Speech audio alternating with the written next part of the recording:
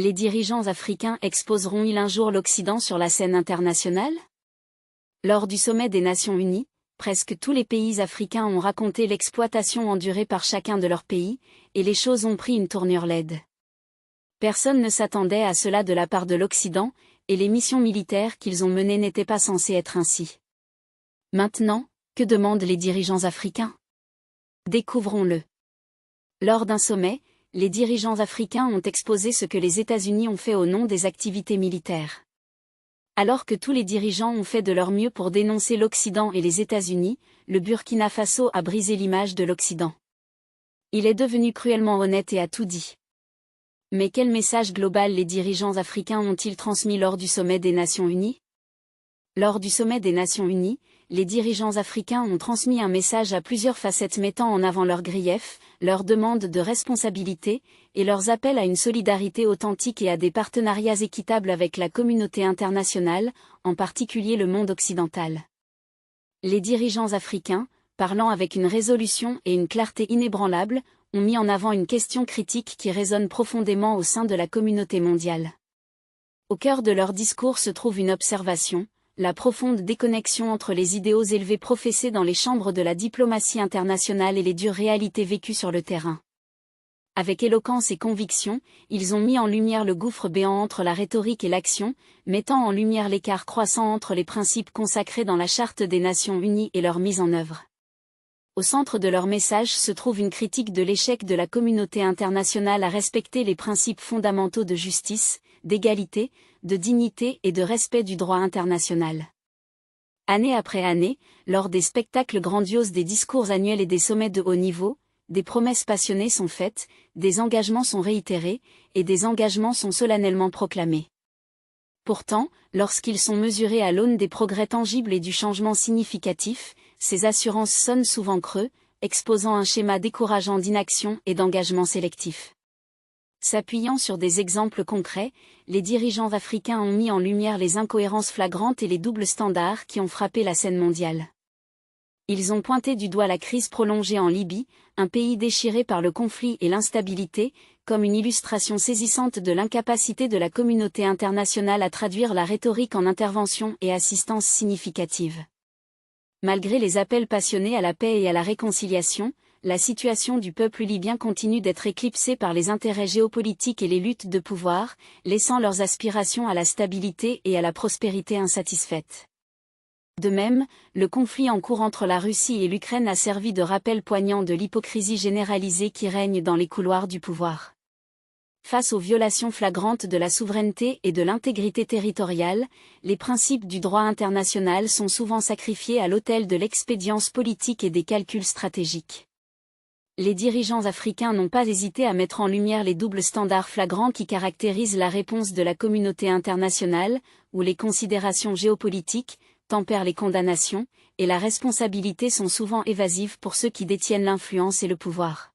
En lançant leur appel vibrant à l'honnêteté intellectuelle et à la responsabilité morale, les dirigeants africains ont mis au défi la communauté mondiale de confronter les vérités inconfortables à l'intersection de la rhétorique et de la réalité.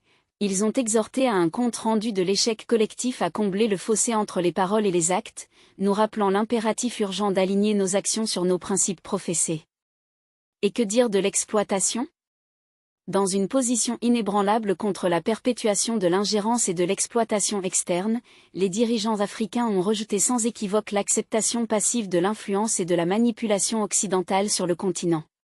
Avec un appel à l'unité et à la solidarité, ils ont appelé les nations africaines à se tenir ensemble en tant que force collective redoutable déterminée à sauvegarder la souveraineté et l'autodétermination de leurs nations respectives.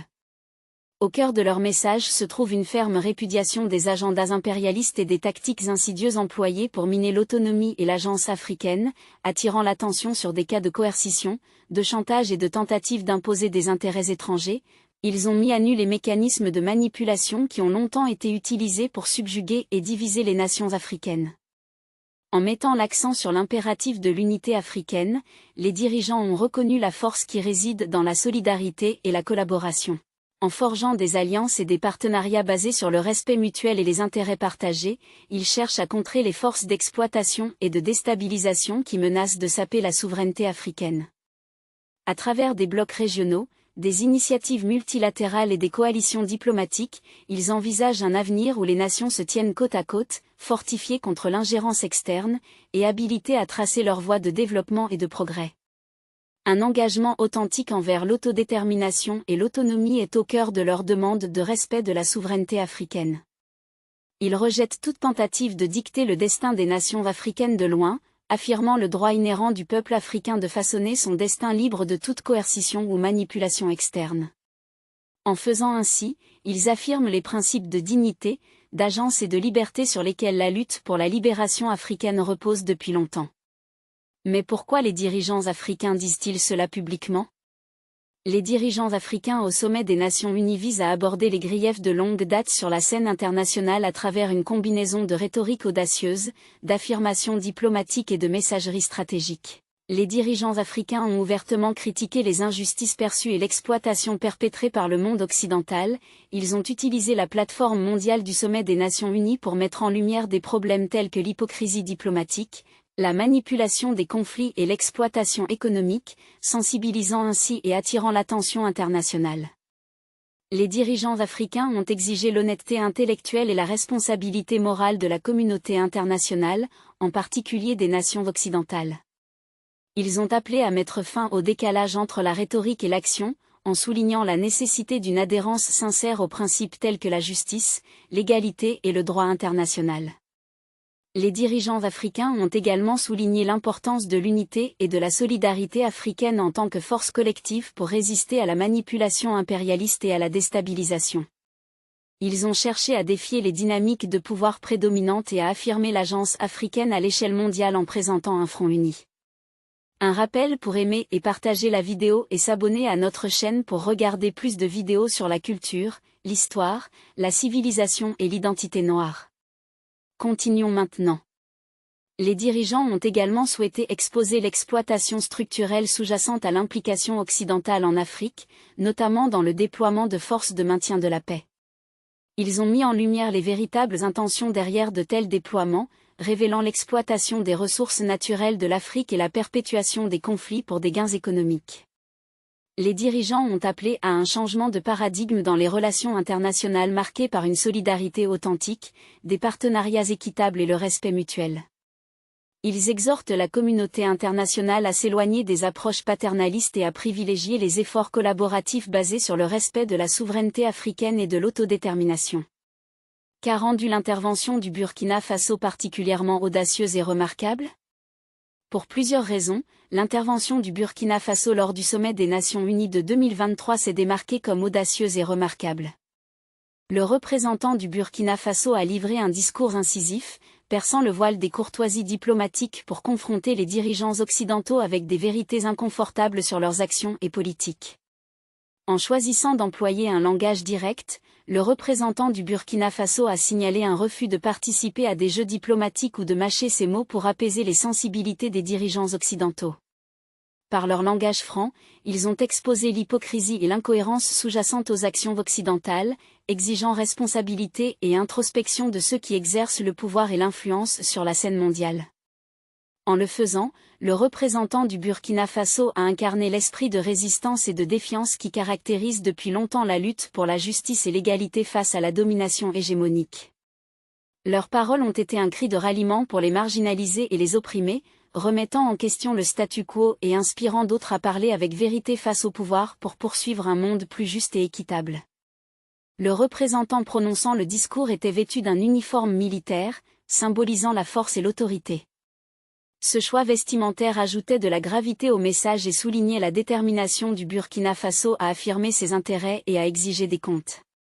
Le discours du Burkina Faso exigeait de la communauté internationale une honnêteté intellectuelle et une responsabilité morale, en particulier des nations occidentales. En dénonçant l'hypocrisie diplomatique et la manipulation des conflits, le discours forçait les dirigeants occidentaux à affronter des vérités inconfortables et à prendre conscience de leurs actions.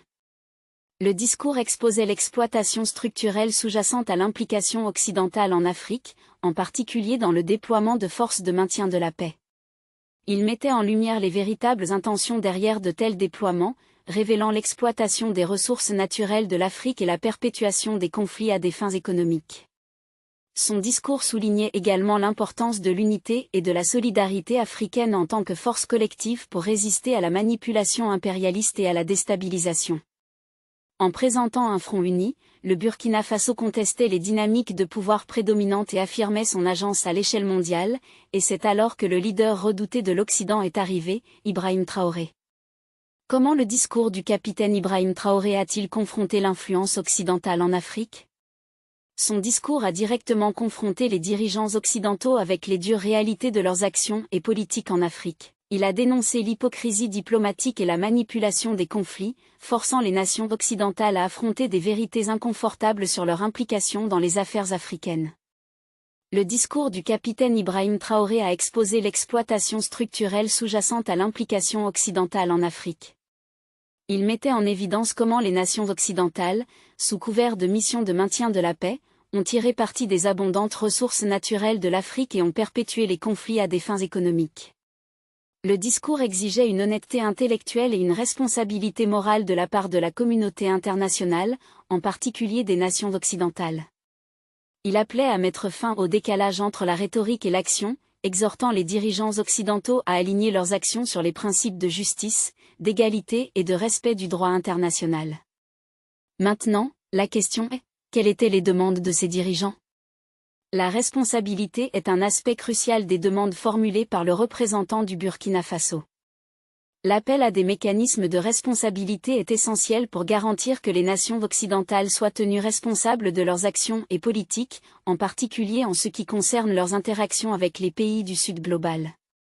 Le représentant du Burkina Faso a appelé à des enquêtes indépendantes sur divers aspects de l'engagement occidental, notamment des allégations de violation des droits de l'homme, de crimes de guerre et d'instances d'exploitation ou de manipulation.